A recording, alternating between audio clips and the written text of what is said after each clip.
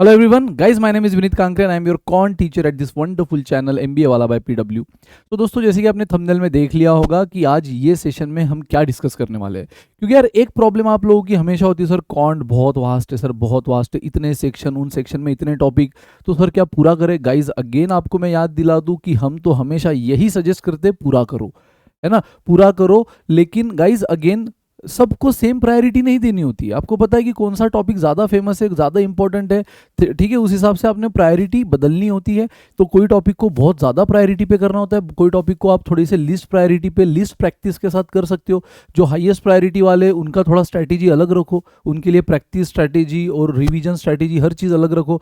जो थोड़े lower priority पे, लोवेस्ट प्रायोरिटी पे, उनका थोड़ा अलग रखो। बट एनीवेज आज के सेशन में हम वो नहीं देखने वाले कि कौन से टॉपिक करना है, कौन सा स्किप करना है ना। आप अगर ये सोच कर आए होंगे कि मैं बताने वाला हूँ कि इन टॉपिक को, बचे हुए टॉपिक को स्किप कर लो, बस इन्हीं को करो, नहीं गाइज, मैं बोलने वाला हूँ कि इन टॉपिक को आप छोड़ना अफोर्ड नहीं कर सकते। इन टॉपिक को मिस करना गाइज ये रिस्की हो सकता है आपके ओवरऑल स्कोर, ओवरऑल प्रिपरेशन पर, क्योंकि ये काफ़ी इंपॉर्टेंट टॉपिक है। तो यस गाइज, आज हम बात करने वाले हैं ऐसे 20 टॉपिक्स की जिनको आपने प्रायोरिटी पे करना है। इट डजंट मीन कि बाकी टॉपिक नहीं करना है, लेकिन इनको प्रायोरिटी पे करना है। इनको प्रायोरिटी पे करना है तो इनके लिए क्या स्पेशल आपने स्ट्रैटेजी यूज करनी है वो भी मैं बताऊंगा। लेकिन गाइज वो 20 टॉपिक गाइज कॉन्ट्स के जो आपने प्रायोरिटी पे करना है। लेकिन अगेन मैं डिस्क्लेमर फिर से दे दूं, है ना। डिस्क्लेमर क्या है कि मैं ये कतई नहीं बोल रहा कि बस इन्हीं 20 टॉपिक को करके कैट एग्जाम देने जाओ। मैं ये नहीं बोल रहा हूं, मैं बोल रहा हूं कि इन 20 टॉपिक्स को करना ही है, करना ही है। उसके साथ आप बाकी टॉपिक करो, वो बोनस है, वो बोनस है। उसको भले ही आप लो प्रायोरिटी पे थोड़े से अलग स्ट्रैटेजी से करो, जहां पे कम टाइम देना पड़े, ठीक है, लेकिन इन 20 टॉपिक को टॉप मोस्ट प्रायोरिटी पे करना है गाइस, ठीक है। तो इन 20 टॉपिक्स को करना है, ये मैं इस वीडियो में आपको बताने वाला हूँ। बाकी टॉपिक आपको जैसे इन 20 टॉपिक में आपको मास्टरी या एक एक्सपर्टीज हासिल हो जाए, कॉन्फिडेंस हासिल हो जाए, तो बचे हुए 20 टॉपिक आप कर सकते हो। तो यार जैसे अब ये चीज़ मुझे बताने की जरूरत नहीं, ओवरऑल सिलेबस तो आपको कॉन्ट का पता ही है कि 5 सेक्शन होते हैं, arithmetic, algebra, number system, geometry, modern maths, और टॉपिक सेक्शन वाइज क्या क्या टॉपिक्स है, ये सारे लगभग 40 एंड अबो टॉपिक्स आपको है कॉन्ट में, ठीक है। हर वो सारे मिसलेनियस भी मिला लूँ तो 40 एंड अबो टॉपिक आपको कॉन्ट में आते गाइस। लेकिन आज हम अगेन आपका थोड़ा प्रेशर रिलीव करने के लिए, इतनी सारे टॉप मोस्ट प्रायोरिटी पे सारे टॉपिक नहीं करना होता है। आपको टॉप मोस्ट प्रायोरिटी कौन से 20 टॉपिक को देना है, और ऐसे है वो टॉपिक की जिसमें से एक भी नहीं छोड़ना है। अगर आप में से कोई स्टूडेंट ऑप्शन में डालने की अभी से सोच रहे होंगे और गलती से उन 20 टॉपिक में से कोई टॉपिक आपने ऑप्शन में डालने के लिए सिलेक्ट कर लिया होगा गाइस, तो अपना तुरंत प्लान बदलो। ऑप्शन में पहली बात तो डालना नहीं होता है, बस स्ट्रैटेजीज बदलनी होती है, ठीक है, टॉपिक टू टॉपिक। लेकिन अगर फिर भी कुछ डाल रहे हो तो इन 20 टॉपिक में से तो कोई भी टॉपिक ऑप्शन में नहीं जाना चाहिए। सो गाइस ये रहे वो टॉप 20 टॉपिक्स, सेक्शन वाइज ही बता रहा हूँ। अगर मैं बात करूँ, जैसे कि आप जानते हो, बहुत अच्छी से जानते हो कि सबसे डोमिनेटिंग सेक्शन है अरिथमेटिक एंड अलजेब्रा, तो इनके मैक्सिमम टॉपिक आपको करना ही है। अरिथमेटिक का तो कोई भी ऐसा एक टॉपिक नहीं गाइस कि जिस पर यार 4 साल हो गए, 5 साल हो गए, क्वेश्चन ही नहीं आ रहा है। नहीं, अरिथमेटिक के हर टॉपिक पे लगभग हर साल क्वेश्चन होता ही है। किसी किसी टॉपिक पर 2-2 3-3 स्लॉट्स में होता है। जैसे कि 3 स्लॉट्स में कैट हो रही है काफ़ी सालों से, तो तीनों स्लॉट में कोई कोई टॉपिक पे क्वेश्चन होता है, तो कोई कोई टॉपिक पे 2 स्लॉट में होता है, तो कोई कोई टॉपिक पे 1 आध स्लॉट में होता है। बट लगभग हर टॉपिक पे क्वेश्चन होता है, जिसमें ratio, percentage, average, mixture allegation, profit loss, time work, time speed distance, again ये काफ़ी वास्ट है। उसमें कई सारी चीज़ें आती है, जैसे basic concept, relative speed, train पे क्वेश्चन, बोर्ड्स पे क्वेश्चन, एस्केलेटर पे question, races, circular track, linear race पे क्वेश्चन, ठीक है। और आप बिलीव नहीं करोगे, अगर आप पिछले 4-5 साल का उठा लो तो हर कॉन्सेप्ट पे कभी ना कभी क्वेश्चन पूछा ही है। एस्केलेटर पे पिछले 4-5 साल में एक ही क्वेश्चन पूछा है, बट पूछ लिया है, 2021 में ही पूछा है। सर्कुलर लीनियर पे भी 1-2-3 बार पूछा ही है। ट्रेन पे, बोर्ड पे पूछा ही है। रिलेटिव स्पीड और बेसिक कॉन्सेप्ट तो सबसे ज़्यादा इंपॉर्टेंट है, उस पर तो लगभग हर साल होता है, हर साल। तो अगर इसमें भी सबसे ज़्यादा टॉप प्रायोरिटी पे करना है तो रिलेटिव स्पीड और बेसिक कॉन्सेप्ट वाले जो क्वेश्चन है, वर्ड बेस्ड क्वेश्चन, उनको ज़्यादा करो, लेकिन बाकी भी कर ही लो।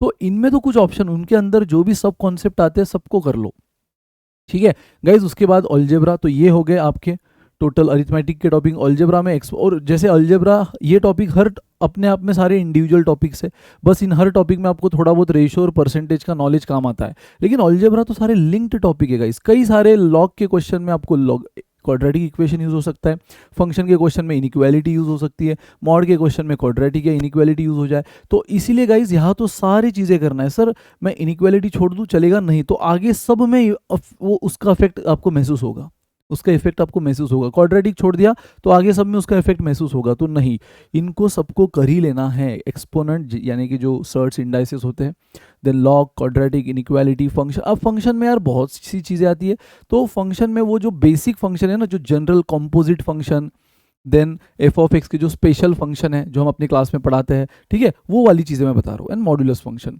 उसके बाद गाइज नंबर सिस्टम काफ़ी सालों से थोड़ा सा प्रायोरिटी वाइज कम होता गया है, और जितना भी आ रहा है वो कॉन्स्टेंट बेस्ड, कंडीशन बेस्ड, यानी क्वेश्चन की लैंग्वेज पढ़ो, लॉजिक लगाओ और आंसर दो, उस टाइप का आ रहा है।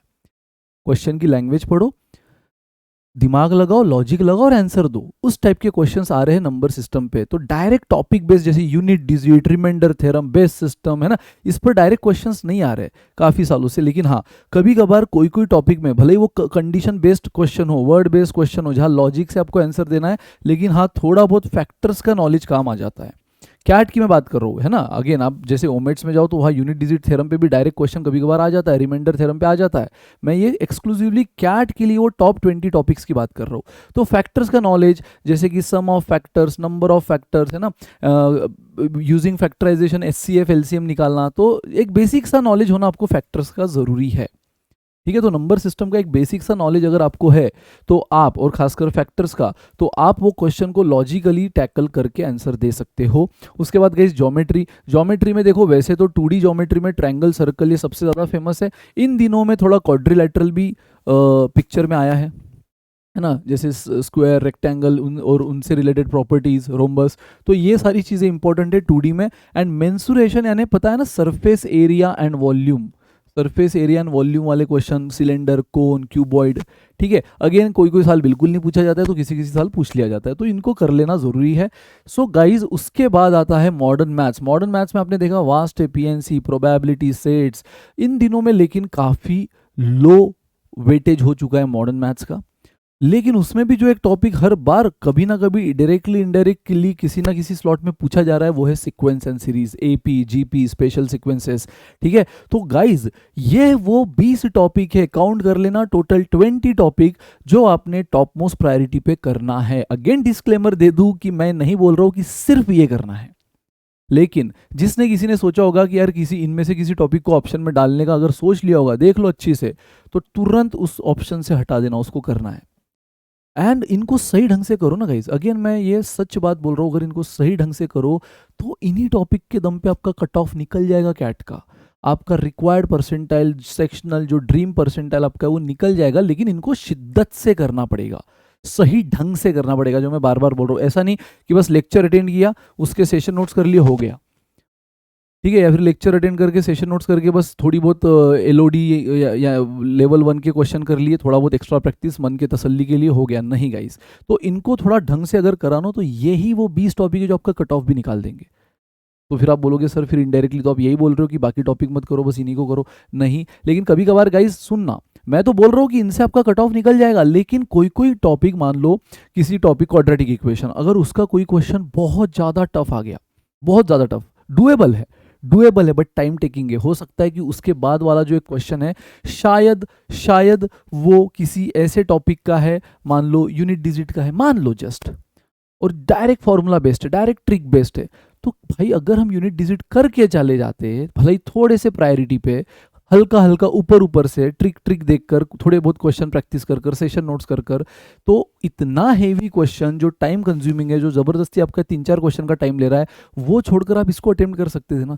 मतलब कहीं ना कहीं एग्जाम में ये चीज़ें होती है ना, आपके पास ऑप्शन बढ़ जाते हैं, दिस और दैट, आपके पास ऑप्शंस बढ़ जाते हैं ना। तो ये रीज़न है बाकी टॉपिक भी करने का, लेकिन इन टॉपिक को बिल्कुल ऑप्शन में डालना नहीं है, इन टॉपिक को बहुत ढंग से करना है, टॉप मोस्ट प्रायोरिटी पे करना है, और उसके बाद बाकी टॉपिक को भी करना है। लेकिन हाँ, हो सकता है कि इसकी अब मैं जो स्ट्रैटेजी बताऊंगा प्रिपरेशन की, बाकी टॉपिक को उतना शिद्दत से थोड़ा नहीं भी किया तो चलेगा, लेकिन करना ज़रूर है। ठीक है। तो गाइज ये है वो टॉप 20 टॉपिक्स। अब वो क्या क्या चीज़ें हैं जो इन टॉपिक्स के लिए आपको करना ज़रूरी है, तो ये तो बोलने की ज़रूरत नहीं कि आपको सबसे पहले तो यार उनका लेक्चर अटेंड करना है, उसको लाइव देखना है, किसी चीज़ में अटक रहे हो तो उसका रिकॉर्डिंग देखना है, ठीक है। और जब तक वो कॉन्फिडेंस क्लैरिटी नहीं आती तब तक देखना है। So attend live and watch videos till you get complete concept understanding. अब सर ये हम कहाँ से देखें, तो यार देखो इस चैनल पे अपने फाउंडेशन के वीडियोस है, इसेंशियल के वीडियोस है, वन शॉट वीडियोस है। आप अगर हमारी बैचेस में आगे होंगे फिर तो बल्ले बल्ले, फिर तो आपके पास प्रॉपर एक प्लानर है जिसमें आपको ये सारी चीज़ें एकदम सही सिस्टमेटिक फॉर्म से मिल जाएगी। Then solve session notes for one more time on your own. On your own का मतलब क्या हुआ, एक बार तो सॉल्व कर ही लिए थे ना हमने क्लास में जब आप लेक्चर अटेंड कर रहे थे, तो एक बार और खुद के दम पे करो तो आपको और ज़्यादा कॉन्फिडेंस आएगा। उसके बाद guys solve complete foundation DPP. Yes, जैसे मैंने कहा कि भले ही आपने फाउंडेशन की वीडियो नहीं देखे, आपने अगर कोई बैच हमारी ज्वाइन कर रखी है जहाँ पे हम बेसिक से पढ़ा ही रहे हैं, तो आपने फाउंडेशन का वीडियो अगर नहीं भी देखा बट डीपीपी तो कर लेना यार, है ना। डीपीपी तो क्या है, ऐप में जाओ हमारे पीडब्ल्यू के, वहाँ पे फ्री ऑफ कॉस्ट एक्सेस है। तो डीपीपी से क्या होगा, एक एक्स्ट्रा प्रैक्टिस होगी ना, एक एक्स्ट्रा प्रैक्टिस होगी। तो यस, उसके बाद solve DPPs and CAT PYQs. अब ये कौन सी डीपीपीज, बैच में जो डीपीपीज हम आपको देते हैं जो एग्जैक्ट प्रॉपर लेवल को मैनेज करते हुए, easy, moderate, advance, CAT level and साथ ही में गाइज कैट पीवाईक्यू। क्लास में तो हम करते ही है लेकिन खुद के दम पे भी करना है। किनके, उन टॉपिक्स के जिसका अभी मैंने थोड़ी देर पहले जिक्र किया, टॉप 20 टॉपिक्स। ठीक है guys. So solve DPP and CAT PYQ. उसके बाद मेक हैंड रिटन नोट्स। ये चीज़ तो मैं हमेशा बोलता हूँ दोस्तों कि हैंड रिटन नोट्स बनाओ। हैंड रिटन नोट्स क्या होती है, एक शॉर्ट समरी होती है आपके पूरे सेशन की। मान लो आप %1 देख रहे हो, आपको पूरा परसेंटेज एज इट इज थोड़ी लिखना है। आपने हैंड रिटन नोट्स में बस वही लिखना है जो अचानक से फैकल्टी कोई इंपॉर्टेंट फॉर्मूला बोल रही है या किसी एग्जाम्पल पे आपको एक इंपॉर्टेंट ट्रिक समझा रही है, तो वो एग्जाम्पल के साथ लिखो, सिर्फ ट्रिक मत लिखो, उस एग्जाम्पल के साथ लिखो, यानी ज़्यादा क्लैरिटी आएगी, रिवीजन करते समय ज़्यादा अंडरस्टैंडिंग होगी। तो वो चीज़ जो आज तक आपने कभी सुनी नहीं, सीखी नहीं, वो अचानक से आपके सामने अगर कोई फैकल्टी सिखा रही है, वो चीज़ें लिखो। तो हैंड रिटन नोट्स में आपने यही सब चीज़ें लिखना होता है, फॉर्मूलाज, कॉन्सेप्ट जो आप नया सीख रहे हो विद एग्जाम्पल लिखो तो ज़्यादा बेटर है, एंड न्यू अप्रोचेस। ठीक है। और ये hand written notes, trust me guys, final जब मोमेंट आएगा, फाइनल टाइम जब आखिरी के 1.5-2 महीने आप rigorous practice revision mock test, practice revision mock test कर रहे होंगे, तब सबसे बड़ा जो हथियार या ब्रह्मास्त्र है वो आपके लिए हैंड रिटन नोट्स ही होगा।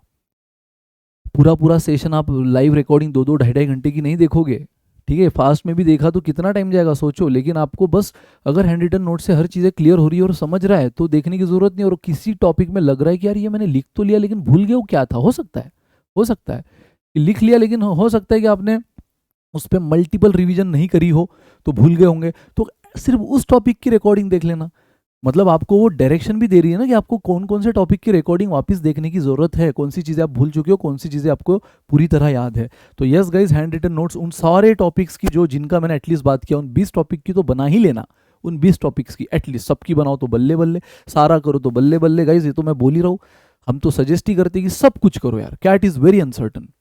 लेकिन फिर भी अगर अगर आपके पास वो एक क्वेश्चन आ ही रहा है कि नहीं सर हमको नहीं पॉसिबल, बताओ क्या है वो बेस्ट करना चाहिए, तो इतना तो पक्का करना चाहिए। उसके अलावा बाकी चीज़ें भी करो लेकिन थोड़े से लो प्रायोरिटी पे। इतनी हर चीज़ें करने की ज़रूरत नहीं है।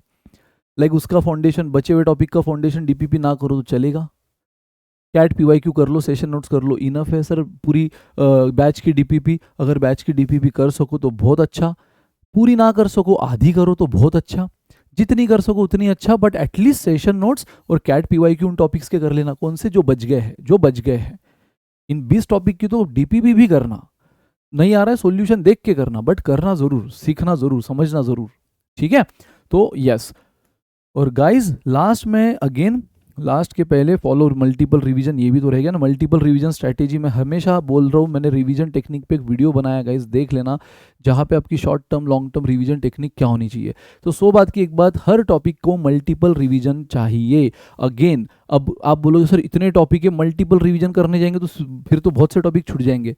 तो फिर इतने टॉपिक्स की अगर आपको नहीं करना है तो एटलीस्ट इन 20 टॉपिक्स पे तो करते रहो मल्टीपल रिवीजन, हर थोड़े थोड़े दिन में। वो क्या फ्रीक्वेंसी होनी चाहिए वो भी सब मैंने सीखा है अपने उस रिवीजन टेक्निक वीडियो में, इसी चैनल पे मिल जाएगा, आपको सर्च कर लेना, है ना, बेस्ट रिवीजन टेक्निक MBA वाला पे। सो गाइज आपको मल्टीपल रिवीजन टेक्निक करने की ज़रूरत होती है। अब सबके नहीं कर सको तो मैंने कहा ना, इतनी रिगरस जो स्ट्रैटेजी है वो हम 20 टॉपिक के लिए बोल रहे हैं। बचे हुए टॉपिक के लिए भले ही कम करो, इनकी अगर 5-5 बार रिवीजन कर रहे हो आप, हर 2 दिन के बाद, फिर एक 8 दिन के बाद, फिर 20 दिन के बाद, तो इसकी बस 2 बार कर लो एटलीस्ट बचे हुए टॉपिक्स की, है ना।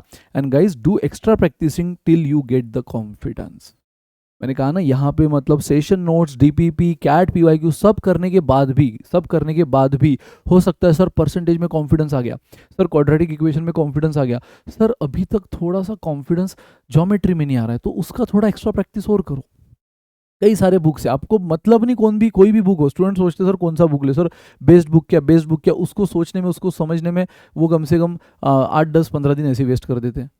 इधर पूछेंगे उधर पूछेंगे और फिर 17 जगहों से 17 आपको न्यूज़ मिलती है कि ये कर वो कर। नहीं भाई, आपको एक डायरेक्शन यहाँ मिल रहा है, session notes, DPP, weekly test, उसके बाद आपको कैट, पीवाईक्यू सब होने के बाद बस एक्स्ट्रा प्रैक्टिस करना है, वो एक्स्ट्रा कॉन्फिडेंस के लिए। तो कोई भी बुक ले लो यार एप्टीट्यूड की, कैट रिलेवेंट लो तो बहुत अच्छा है ना, और बस शुरू करो, अननेसेसरी टाइम वेस्ट मत करो छोटे छोटे क्वेश्चंस में। And attempt topic wise and sectional test, इन टॉपिक्स के लिए कोशिश, वैसे तो मॉक्स तो आखिरी में आप देने ही वाले हो, मॉक्स तो फुल लेंथ होने वाले हैं, है ना, तो वो तो करना ही है, वो तो उससे तो बिल्कुल अब छुटकारा नहीं है।